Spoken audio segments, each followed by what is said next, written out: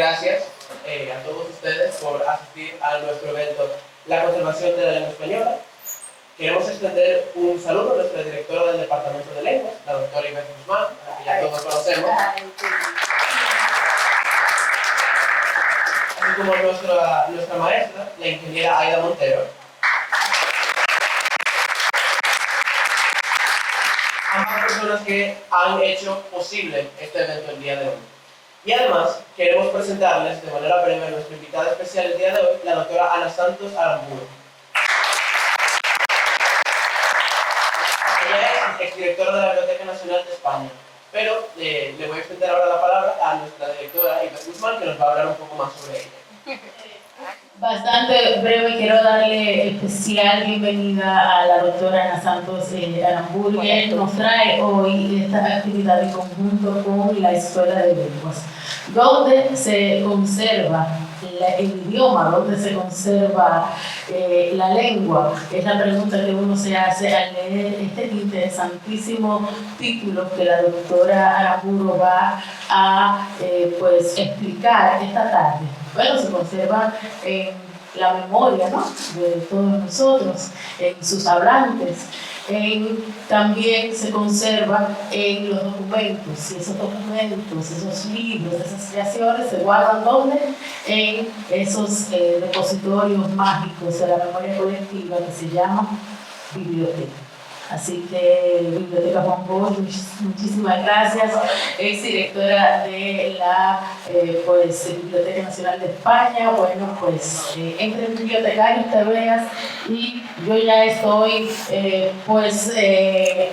muy emocionada. Son estudiantes de biblioteconomía, de bibliotecas, no, la doctora Ana Santos, para compartir con todos nosotros. Así que, de nuevo, gracias a todos ustedes por venir ya en esta curva descendiente de nuestro semestre.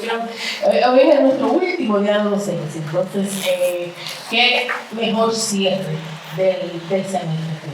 Así que, literal, para mí, yo siento que sí, deberíamos poner una luz amarilla para que esto sea un gran broche de oro. Y con esto cerramos este ciclo enero-abril. Así que, gracias, bienvenida, doctoras, y espero que la pasen muy bien en Pucamaima. Muy bien. Bueno, yo quiero agradecer sinceramente a la Escuela de Lenguas, que siempre nos apoya en las iniciativas que estamos impulsando desde esta academia, la Pontificia Universidad Católica Madre y Maestra, y de manera muy especial a la doctora Ivette Guzmán, que siempre está inspirándonos a hacer cosas y a innovar.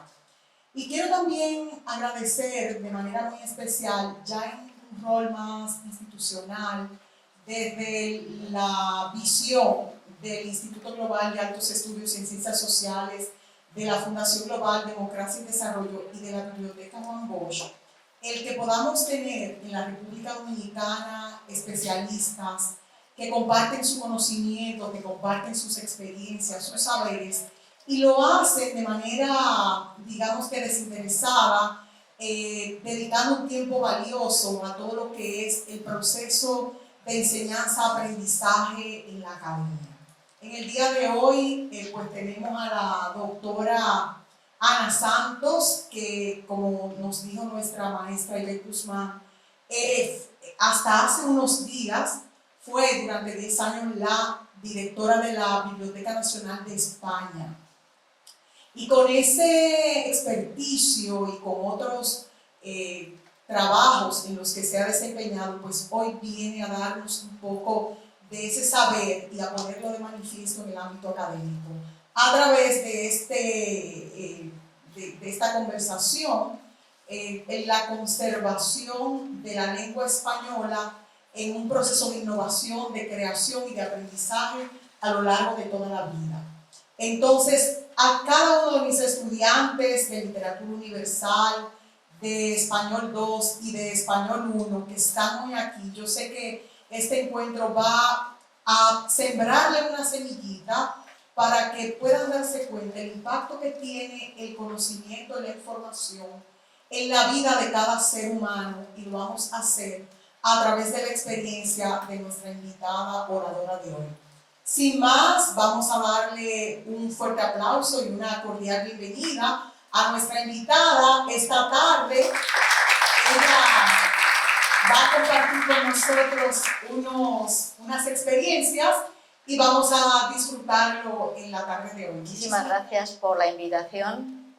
Aida, Ivette, muchas gracias por contar conmigo en esta visita. Es mi primera vez en la República Dominicana. Llevo ya 4 días, 5 casi. Me gustaría no volver a España porque realmente me ha fascinado este país, no solamente, por supuesto, sus paisajes y su naturaleza, sino fundamentalmente sus personas. Me he sentido aquí tremendamente bien acogida y muy feliz. Así que me gusta también poder aprovechar esta oportunidad, si puedo compartir mi experiencia como bibliotecaria, una larguísima experiencia profesional, porque ya me acabo de jubilar, he terminado ya hace un mes mi vida laboral, después de más de 40 años, casi 50 realmente, trabajando en bibliotecas, distintos tipos de bibliotecas, y también desarrollando una larga etapa en la Universidad Complutense de Madrid, donde también llegué a ser la directora de la biblioteca. Y por lo tanto, si esta experiencia sirve para algo y la puedo compartir con otras personas, me siento muy feliz. Así que muchas gracias por contar conmigo. Cuando me invitaron a participar en este encuentro y en otros que he tenido en República Dominicana, pensé y reflexioné sobre qué tema podría resultar de interés hoy. Hoy en el que estamos viviendo en un mundo absolutamente acelerado, en el que los cambios de la sociedad de la información nos abruman, nos atacan y nos llenan de incertidumbre y de miedo a la hora de poder responder realmente a lo que la sociedad ya está viviendo, pero que desde las instituciones públicas y privadas, fundamentalmente desde aquellas instituciones desde donde se enseña, hay que tener la capacidad suficiente para responder. Puse este título de Conservación de la lengua española, pues quise enfocar este tema con el título de la conservación de la lengua española, porque yo considero que esta capacidad de conservación de la lengua que nos une, una lengua que compartimos, y un patrimonio histórico y cultural común que compartimos y en el que todos nos sentimos identificados de la misma manera, es fundamental en este momento. Luego veremos un poquito más despacio por qué. Es, yo creo que más importante que nunca a lo largo casi de la historia, ¿no? Conceptos muy básicos, pero que sí que conviene recordar. Existen distintos tipos de bibliotecas para distintos fines, distintas finalidades. Esta universidad, por ejemplo, tendrá una biblioteca universitaria y también especializada en los diferentes tipos de docencia, de enseñanza que se imparte en esta universidad. Pero existen también bibliotecas públicas especializadas y las bibliotecas nacionales. Importante no olvidar este concepto de bibliotecas nacionales. La República Dominicana tiene una gran biblioteca nacional, la República Pedro Enríquez Ureña, que conserva, al igual que el resto de las bibliotecas nacionales de los distintos países, lo más importante de cada país. ¿Y qué es lo más importante de cada país? Bajo nuestro punto de vista, bajo la percepción de personas que, como todos ustedes, se dedican al aprendizaje o a la docencia. ¿Qué es lo más importante como ciudadano? Aquello que hombres y mujeres de los diferentes países han sido capaces de crear.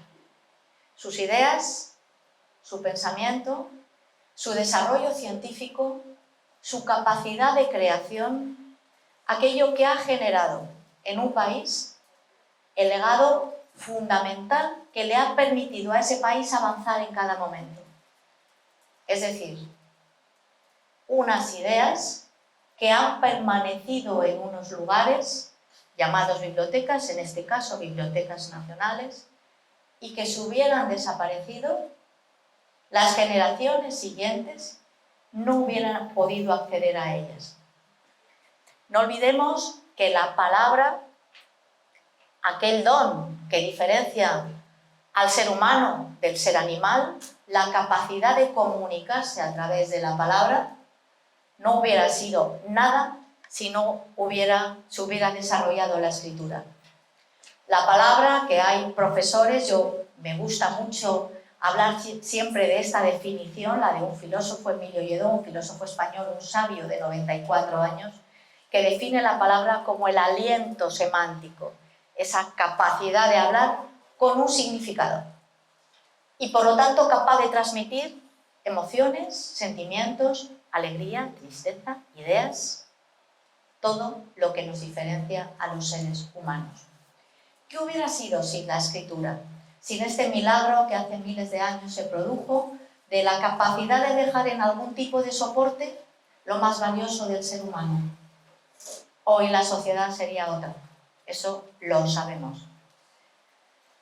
Pero desde entonces, ahora han pasado muchos años y las circunstancias han cambiado mucho. Traigo esta foto también de la Biblioteca Pedro Enríquez Ureña, pero como decía, todos los países tienen sus propias bibliotecas nacionales y que van formando sus colecciones a través de algo que es fundamental, son las leyes. La obligación legal de los editores de depositar aquello que en cada país se edita, en cualquier tipo de soporte. Claro, estamos hablando de un momento actual, históricamente hablando, en el que la capacidad de edición ha superado cualquier límite. ¿Y dónde se edita ahora? ¿Dónde se edita hoy? ¿Dónde se produce el conocimiento? ¿Dónde se crea el saber? Fundamentalmente en los centros de investigación, en las universidades, en los centros de pensamiento. ¿Dónde queda ese saber depositado? En los libros, en las revistas y ¿dónde más? En Internet, ¿verdad? Fundamentalmente en Internet. ¿Y aquello quién lo guarda? ¿Quién lo conserva hoy? ¿Quién guarda el contenido de la web? Es que la web y aquello que se genera y los repositorios digitales, seguramente esta universidad lo tendrá y lo tienen los centros de investigación, ¿no son conocimiento? ¿No hay que guardarlo? Bueno, evidentemente sí. Y por esto, hoy las bibliotecas nacionales y las bibliotecas patrimoniales en general iniciaron ya hace algunos años una doble vía. Por una parte, la digitalización de sus colecciones. Colecciones históricas, quizá no tan históricas, pero siempre respetando, y esto es muy importante que lo tengan en cuenta, los derechos de propiedad intelectual. No se puede colgar en Internet aquello que no está libre de derechos de autor. Pero hay mucho libre de derechos de autor, que está en Internet, que está digitalizado y que estoy segura que lo utilizan y lo descargan para sus trabajos de investigación. Bibliotecas digitales, hemerotecas digitales, que crean grandes conjuntos de datos, grandes conjuntos de contenidos. Datos y contenidos que se están utilizando, luego hablaremos un poquito más de esto, para el desarrollo de herramientas con inteligencia artificial.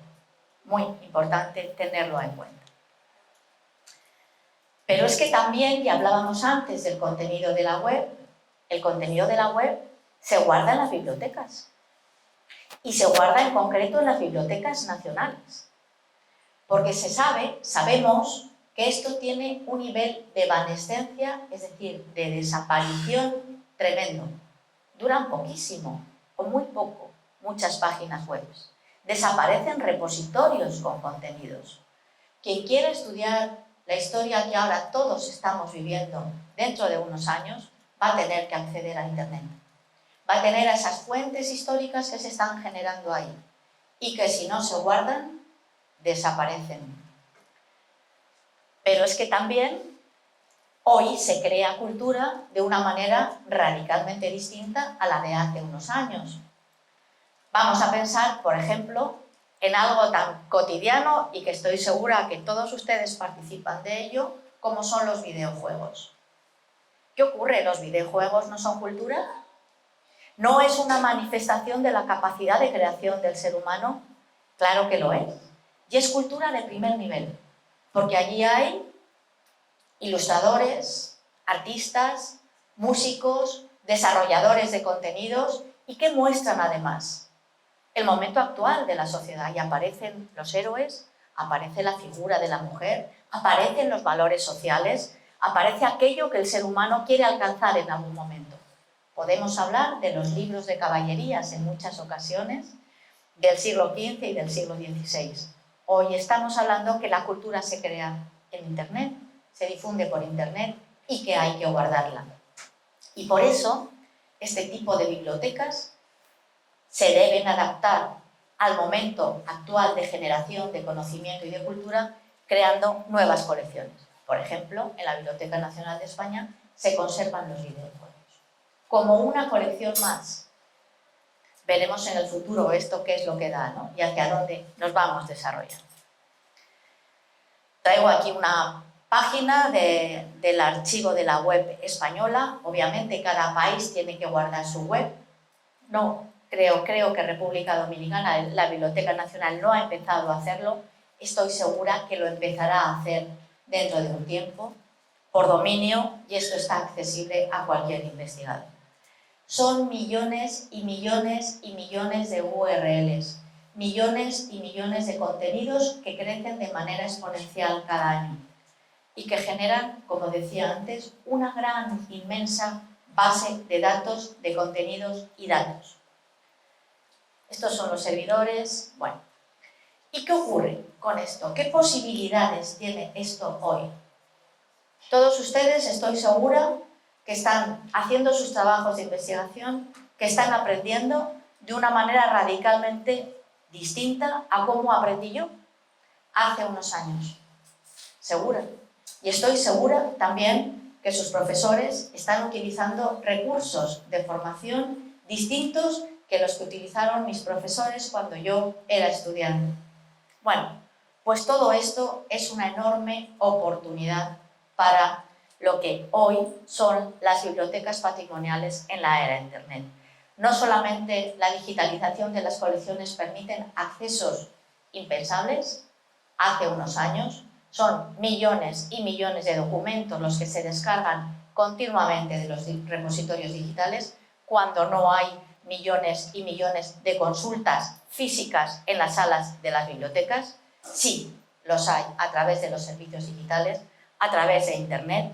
El acceso es universal, todo el mundo puede acceder a la cultura de otros países de manera mucho más sencilla. Permiten actividades de cooperación, y ahora veremos una, fomenta la investigación y la difusión y también la reutilización.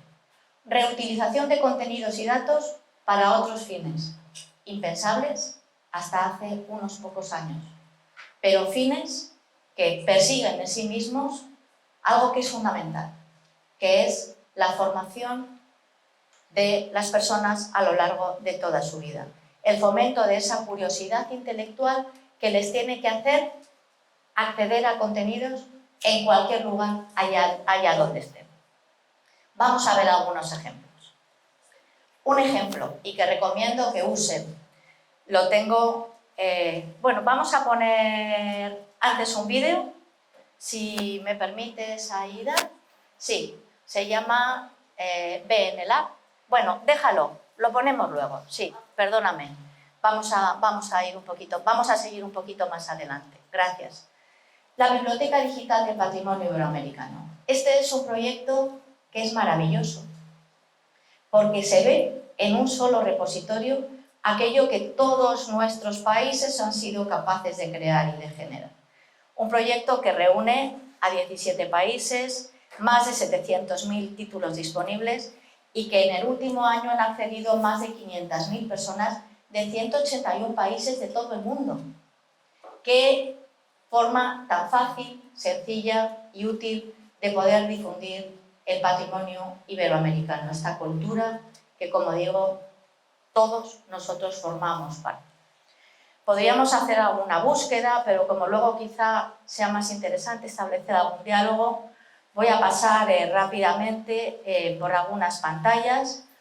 donde hay colecciones, y es colecciones de mapas, los mapas de todos los países, colecciones de registros sonoros, se escucha música digitalizada de los distintos países iberoamericanos, colecciones que se hacen por algún motivo histórico, como este del centenario de la Guerra Grande, colecciones que unen cuentos y leyendas, cuentos que muchas veces nos han contado de pequeños, que ahora ni siquiera están publicados, que se han transmitido a través de la difusión oral y que nos hacen reencontrarnos con nuestra infancia y nuestra juventud, esa parte emocional también tan importante que tiene la cultura, por supuesto manuscritos, botánica y otra colección que no he traído a la pantalla, pero que la pueden consultar, de tema gastronómico. Recetas de cocina formadas por ingredientes de todos nuestros países, esa riqueza tremenda cultural que tiene el patrimonio iberoamericano. Pero es que además de todo esto y además de toda la cooperación, no hay que olvidar que la cultura tiene un inmenso valor como forma de mejorar la sociedad. Esto lo vimos en la pandemia. Ayer hablábamos de esto con la profesora Aida.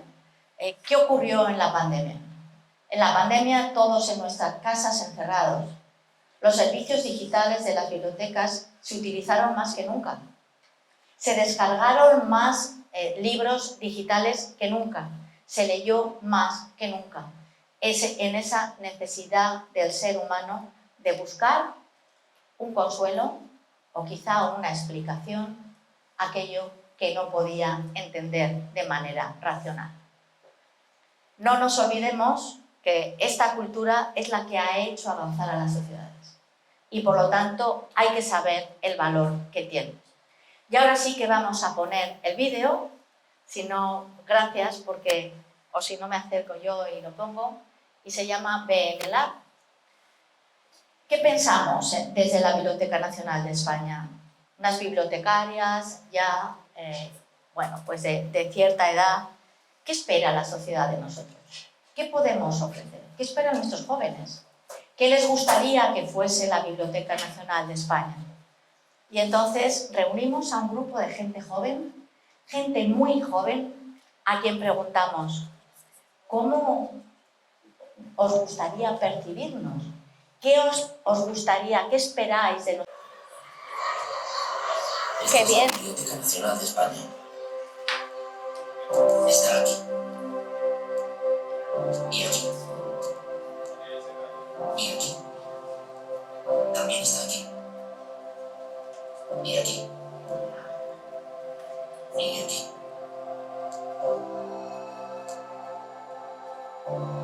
Llevamos cientos de años custodiando el conocimiento en todos sus formatos. Somos conservadores, restauradores, archivistas y bibliotecarios. En este tiempo hemos ayudado a estudiosos e investigadores a aprovechar ese saber. Se han logrado grandes cosas gracias a nuestra labor. Pero el conocimiento es de todos. Somos todos creándolo. Y todos debemos poder acceder a él y hacerlo nuestro, recreándolo. Ese es ahora nuestro objetivo. Desde el año 2000 hemos digitalizado millones de páginas y seguimos a un ritmo de miles por día. Ese proceso está dando sus frutos. Miles de investigadores e interesados usan nuestras webs todos los días. Pero queremos que llegue a más lugares. Queremos que el conocimiento se convierta en mucho más. Que mude, que abone y que haga brotar cosas nuevas. Que esté en todas partes y que sea todo lo que hacemos. Que cualquiera pueda reutilizarlo para crear algo nuevo. Porque así se crea cultura, tecnología y sociedad. Porque así se crea una economía más fuerte. Así nos hacemos mejores. Este edificio era la Biblioteca Nacional. Ahora es solo su sede física. 300 años después estamos volviendo a construir un edificio. Pero esta vez está en todas partes y sus ladrillos son digitales. Los cimientos también son nuevos. Divulgar, fomentar la reutilización con recursos y herramientas digitales y ayudar a que nuevos públicos y comunidades aprovechen los miles de años de conocimiento que hemos sabido guardar. Puede parecer un edificio invisible, pero en realidad es el que más se va a ver. Porque en él estaremos todos. Muy bien. O sea, bueno, se ha escuchado de maravilla.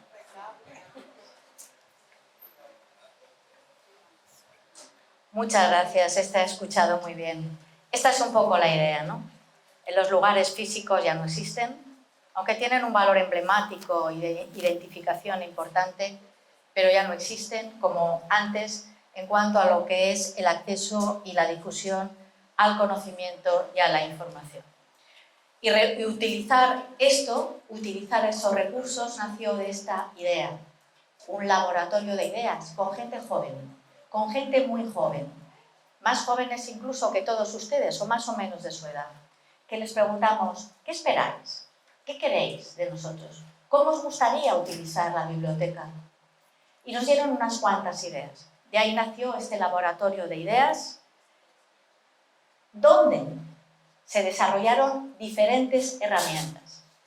Una que traigo aquí, por su especial valor, se llama Biblioteca Nacional Escolar. Y es una herramienta para el estudio y el aprendizaje de niños y jóvenes que ahora aprenden de manera distinta y están esperando de sus profesores una enseñanza distinta. No se les puede enseñar como antes, no lo van a asimilar. Desarrollan unas capacidades que desde luego mi generación no desarrolló y que son mucho mejores. Pero ellos saben cuando les están enseñando bien y cuando les están enseñando mal. Bueno, y también saben, o deberían saber, cuando las fuentes que están utilizando en Internet son verdaderas o no lo son. Cuando están haciendo trabajos de investigación donde se hace un cortapega y hay errores muchas veces, o son fuentes que carecen de calidad. Con esta herramienta se da capacidad de aprendizaje al estudiante utilizando los recursos de la Biblioteca Nacional. No vamos a entrar por no perder mucho tiempo, pero también les invito a que la vean. Es una herramienta desarrollada en código abierto, por lo tanto, no solamente reutilizable, descargable y se puede acoplar a las necesidades de cada profesor. Y se están desarrollando distintas formas, por ejemplo, apoyar la docencia a través del archivo de la palabra, a través de la voz, de escritores, de autores importantes y a través de la música, a través de la capacidad de creación musical importante. También se puede hacer, luego pasaremos a esto, se pueden desarrollar distintos tipos de talleres, distintas unidades didácticas, distintas secuencias, juegos interactivos entre ellos mismos, capacidad para trabajar conjuntamente en comunidad y desarrollar trabajos y talleres didácticos especializados. Y no es una herramienta donde se enseña literatura, arte, matemáticas o geografía, sino aquellos temas que a ellos les importan. Temas relacionados con la igualdad, con los problemas de migración, con el medio ambiente, con la capacidad de aceptación del otro, problemas emocionales a través de los recursos didácticos. Y hay ya miles de profesores que las están utilizando en sus aulas. También se pueden utilizar, como digo, está libre en Internet. Pero también todo lo que está digitalizado, que son muchas cientos de miles de páginas digitalizados en la Biblioteca Digital Hispánica, son libros gratuitos de lectura libre y gratuita, ilegales, no son piratas, protegen los derechos de autor. Y hay miles de títulos, la historia de la literatura española está aquí, que se pueden descargar gratuitamente en un EPUB legible en cualquier tipo de formato. Esto, bueno, son unos cuantos resultados de páginas distintas de lo que es la Biblioteca Digital Hispánica, pero también nos dijeron, nos gusta mucho la cocina. Y hoy la parte gastronómica tiene un aspecto no solo cultural, sino también emocional, que hay que estudiar y que hay que desarrollar. Y entonces reunimos un grupo de investigadores especializados en distintos temas y un grupo de chefs de primer nivel.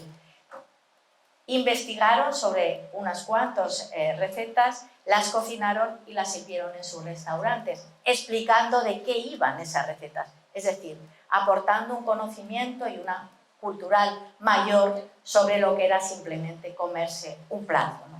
Tuvo mucho éxito. Traigo aquí, bueno, un par de recetas, pero bueno, esto, como digo, ha sido una apuesta que ha tenido un éxito importante. La palabra escrita. Con la palabra escrita y con lo que hay ahora digitalizado, se están alimentando las herramientas con las cuales se está desarrollando la inteligencia artificial. La inteligencia artificial no crea sola, aunque nos digan que sí, no. Aprende de lo que otras personas nos han dejado en algún tipo de soporte, de su capacidad de creación. Hay que alimentar a las máquinas con mucho alimento. Cuanto más, mejor. Cuanto más, antes van a aprender y cuanto más, antes van a poder llegar a conclusiones en las herramientas de inteligencia artificial, que como sabrán mejor que yo, hay dos tipos de inteligencia artificial, la descriptiva y la generativa. Con la descriptiva todo va relativamente bien, porque se sacan conclusiones sobre los datos que se han introducido en la herramienta, lógicas, conclusiones a las que el ser humano con su mente no hubiera podido llegar de la manera rápida y certera que llega una herramienta de inteligencia artificial.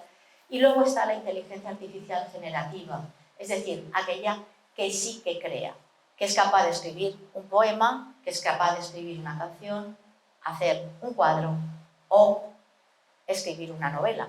De hecho, ya hay novelas que han ganado premios que han sido escritas con inteligencia artificial. Ahí sí que hay un problema de larguísimo y profundo debate ético, fundamentalmente de valores éticos en la sociedad en la que ahora estamos viviendo. No se puede acumular la información en manos de las grandes multinacionales única y exclusivamente, y es lo que está ocurriendo, y hay también un problema de protección de derechos de autor. Por eso, qué importante poner a disposición de estas herramientas, de los grupos que están trabajando con estas herramientas, textos legales, es decir, libres de derechos, que están en Internet y que sí que se pueden utilizar en igualdad de condiciones, libre y democráticamente para todo el mundo. Pero también nos ayuda la cultura a desarrollar valores que deben estar presentes en nuestra sociedad. Traigo este ejemplo, pero hay muchos otros. Son actividades por la igualdad en la que los autores y las autoras deben tener el mismo nivel de representación en cuanto a lo que su obra ha significado a lo largo de la historia. Y todo esto, ¿para qué nos sirve?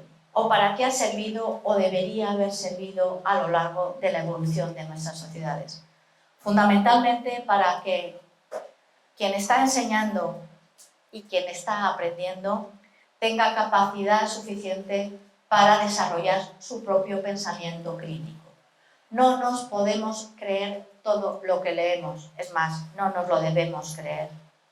No nos debemos creer todo lo que nos cuentan, pero para poder discernir entre unas cosas y otras debemos desarrollar nuestro propio pensamiento. La única manera en la que el ser humano, traigo esta frase de Víctor Frank, el hombre en busca de sentido, una persona, un psiquiatra que estuvo confinado en campos de concentración, luego escribió este libro maravilloso que dice esto, dice, la última de las libertades humanas es la elección de su actitud personal, es decir, la capacidad para afrontar su propio destino. Esto nos lo da la capacidad de aprendizaje, de asimilación y de desarrollo de un pensamiento crítico propio nuestro para poder desarrollar nuestro propio camino. Y así van entrando los contenidos, los datos, la creación, el pensamiento en las bibliotecas y así van saliendo para que lleguen a todas las personas y puedan desarrollar su propio y elegir su propio camino. Y yo creo que nada más. Muchísimas gracias por su atención.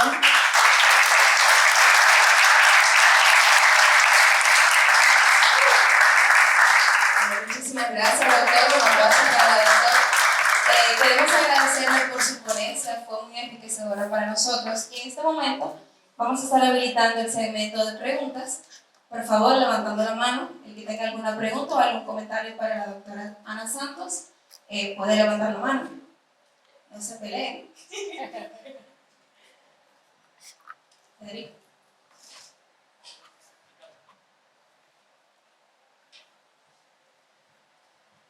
Sí, yo quiero empezar dándole las gracias definitivamente por la excelente charla. De verdad me encanta ver una... No sé cómo decirlo, que no sé, de manera que no se lo ofensiva, así que no lo voy a decir. Pero me encanta como ¿Cómo ver se llama este personas, chico? ¿verdad? Con tanta experiencia, con tanta presencia en el área laboral de académica, hablando abiertamente de temas tan actuales, ¿verdad? Como la inteligencia artificial, como los videojuegos, como cultura, y también involucrando la gastronomía. Me pareció fascinante. Pero mi pregunta va respecto a eso mismo, de la conservación de los videojuegos y involucrar la inteligencia artificial en el proceso de las bibliotecas. Yo sé que, como usted lleva, según vi en su biografía, que nos compartieron, usted lleva 10 años trabajando, ¿verdad? Así que lleva mucho tiempo como viendo ya esto. Mi pregunta es, ¿ha habido mucha resistencia a ese tipo a involucrar los videojuegos y las inteligencias artificiales en este proceso? Me encantaría saber un poco sobre eso.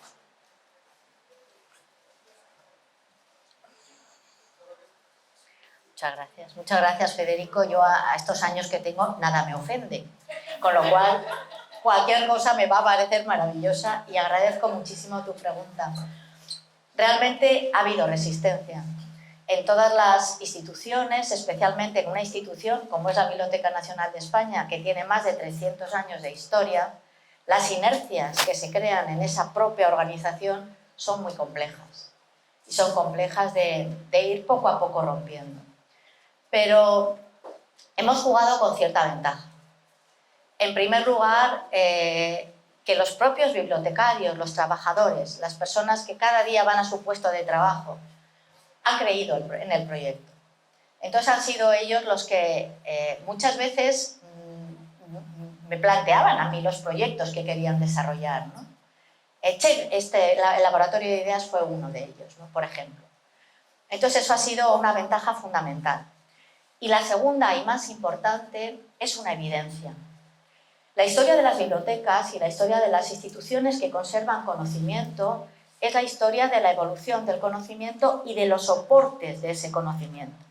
No debemos olvidar que no es lo mismo un manuscrito que un libro impreso, la llegada de la imprenta, finales del siglo XV, libro impreso que se difundió, tardó 100 y pico años en llegar hasta América Latina, pero incluso en Europa tardó muchísimos años en difundirse, es más, y llegaba a muy pocas personas, es decir, una minoría de población que sabía leer, el resto, la gran mayoría, era analfabeta. No es lo mismo eso que hoy lo que supone Internet. Internet y la inteligencia artificial va a cambiar la evolución de la sociedad, estoy segura, de hecho ya la está cambiando. Y por eso debemos reflexionar sobre esto, para que no nos arrolle y fundamentalmente para no tenerle miedo, porque en cualquier avance de la sociedad ha habido miedo. De hecho, yo algunas veces cuando hablo de inteligencia artificial leo una frase de Platón, filósofo del siglo V a.C., Grecia clásica, de la cual todavía vivimos, de sus ideas, esas ideas que aún se siguen transmitiendo. Bueno, pues Platón, en un diálogo con Sócrates, decía que la escritura era una amenaza para la mente humana y que si realmente el hombre escribía, iba a olvidar su conocimiento y iba sobre todo a perder la capacidad dialéctica basada en el diálogo, es decir, la capacidad de confrontar ideas con otros y por lo tanto de aprender.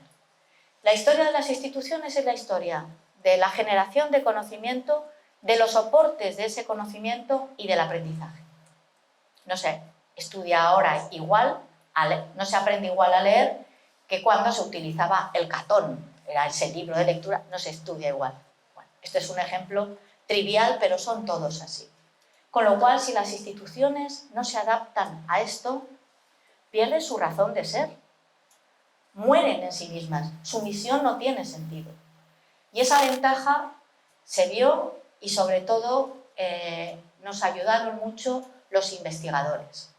Cuando los investigadores vieron que podían utilizar todo esto para sus trabajos de investigación, claro, Maravilla.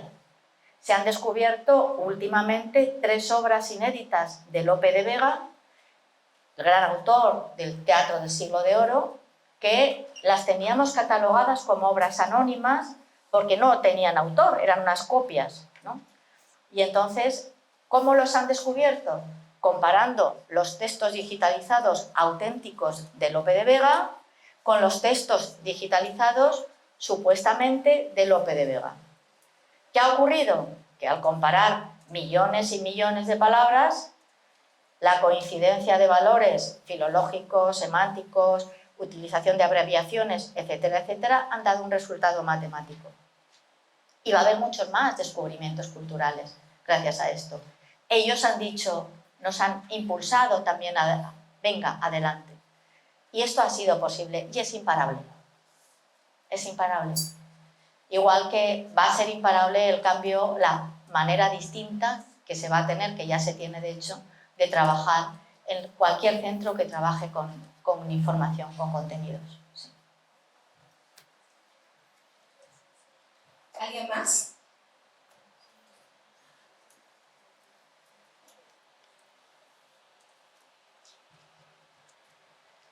Bien, muchas gracias por la oportunidad y gracias a usted por su ponencia.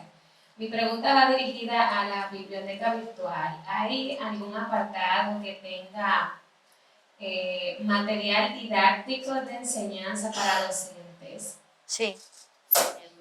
Esta herramienta de Biblioteca Nacional Escolar, si quieres, si podemos conectarnos a internet, te la muestro en un minuto, porque además ahora mismo las fotos que yo traía ya son antiguas y se ha hecho un desarrollo muy importante.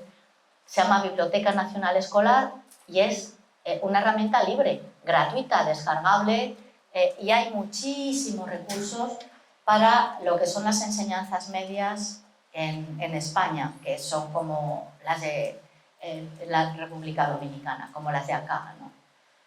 Entonces, si entramos...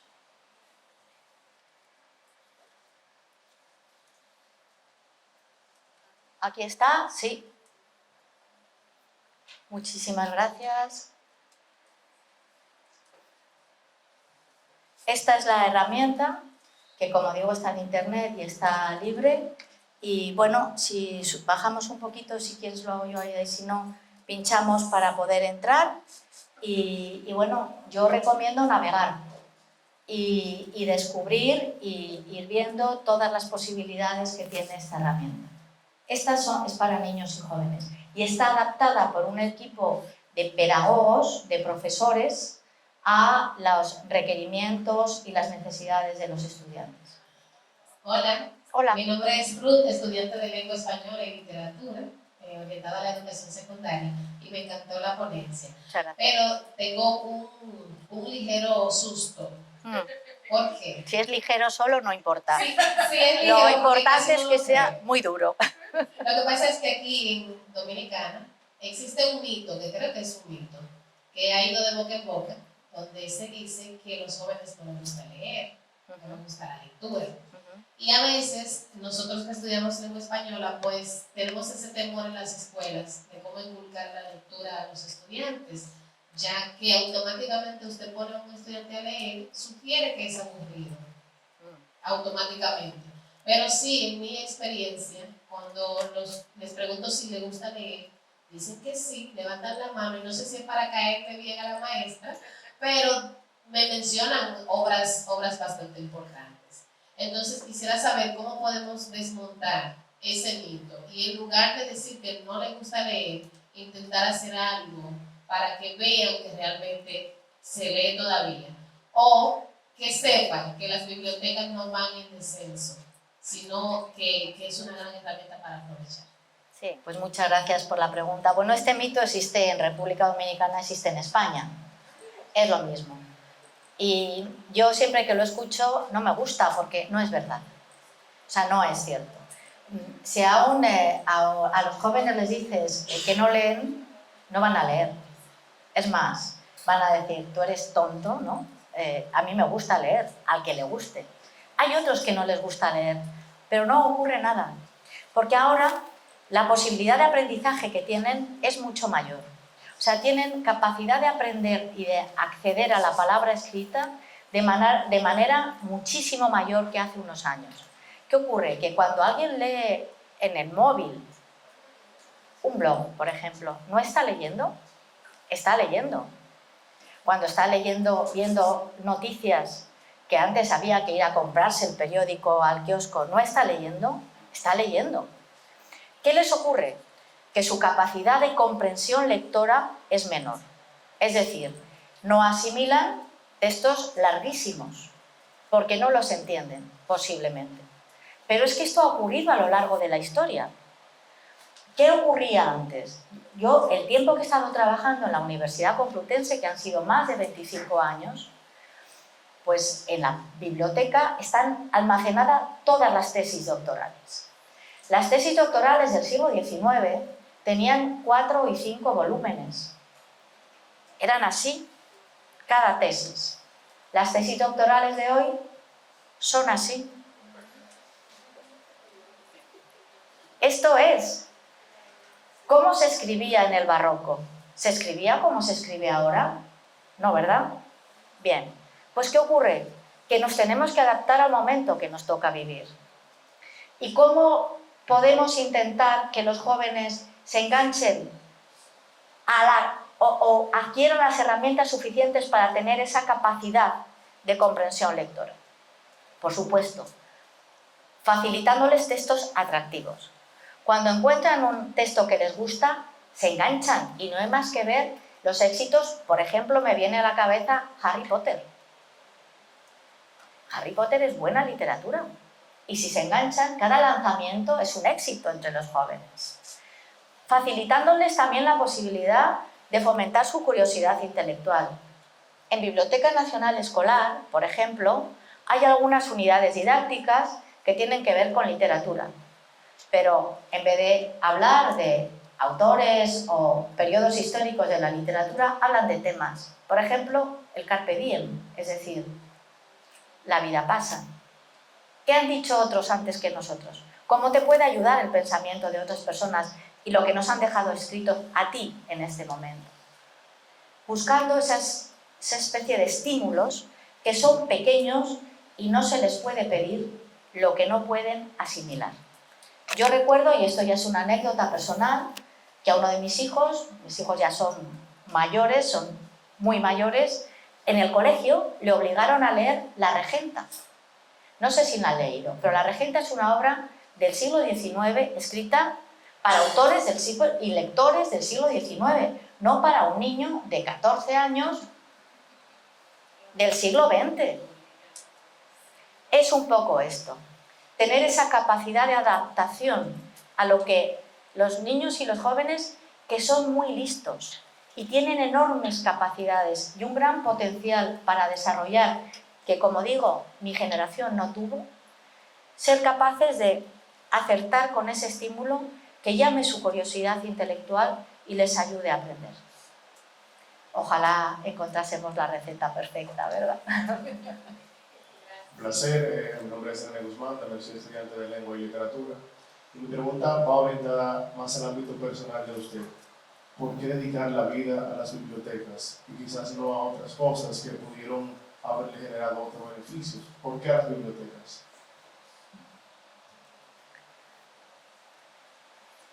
Bueno, pues muchas gracias por la pregunta, porque ya es algo que yo me pregunto también, sobre todo cuando ya me he jubilado, ¿no? Cuando ya la dejé. Bueno, yo realmente tengo que confesar, y esto lo he dicho en público varias veces, que yo soy bibliotecaria por casualidad.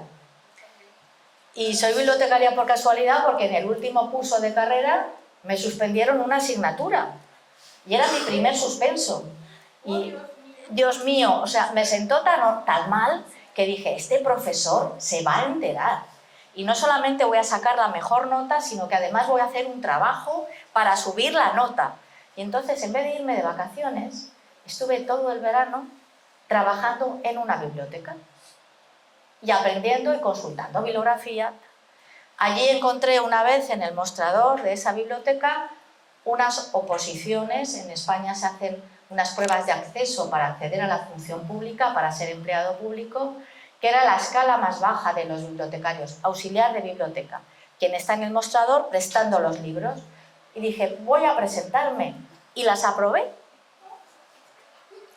Si ese profesor me hubiera aprobado la asignatura, yo igual no era bibliotecaria.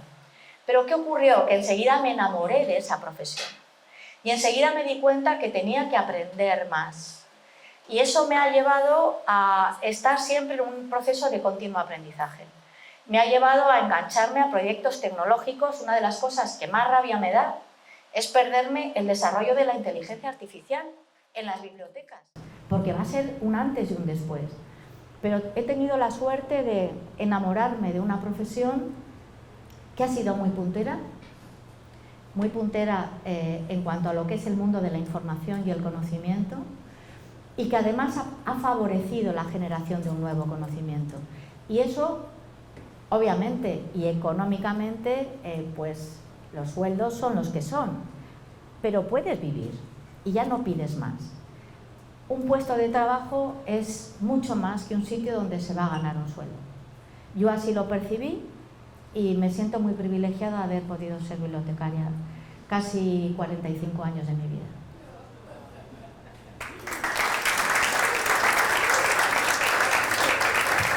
Muy bien. ¿No hay más preguntas? Bueno, si no hay más preguntas, quiero personalmente agradecer a la doctora. Creo que esto fue un encuentro muy valioso para nosotros, porque se tiene mucho la percepción de que las bibliotecas están obsoletas y que son como que algo del pasado, pero ver esto, cómo la biblioteca se reinventa para llegar a la gente más joven, para mí es maravilloso. Así que muchísimas gracias. Con nosotros la profesora Aida Montero.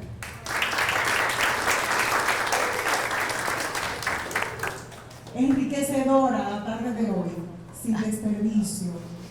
Agradecer a cada uno de ustedes que hace posible que esto sea emblemático, porque la doctora Santos ha estado impartiendo estas charlas por diferentes lugares y a diferentes estudiantes, y el poder traerla aquí a la Pontificia Universidad Católica Madre y Maestra, yo creo que ha sido un gran privilegio el que ella haya puesto su tiempo al servicio de nosotros. Pero si ustedes no están, no hay manera de aprovecharlo. Entonces, creo que nos hemos quedado con un aprendizaje bastante interesante. Para los que están trabajando el tema de la literatura y los estudiantes de lengua y literatura, creo que ella ha traído contenido pertinente que nos ayuda a orientarnos en el camino docente. Para los que están en el ámbito de Español 2, que van a subir de nivel próximamente, quizás en técnicas de expresión oral o en técnicas de expresión escrita, pues también esta conversación con la doctora pues nos da una perspectiva de dónde buscar qué, cómo buscarlo, cómo consultar, qué material digitalizado está disponible a través de este esfuerzo de la Biblioteca Nacional de España y de otros proyectos de bibliotecas hispánicas.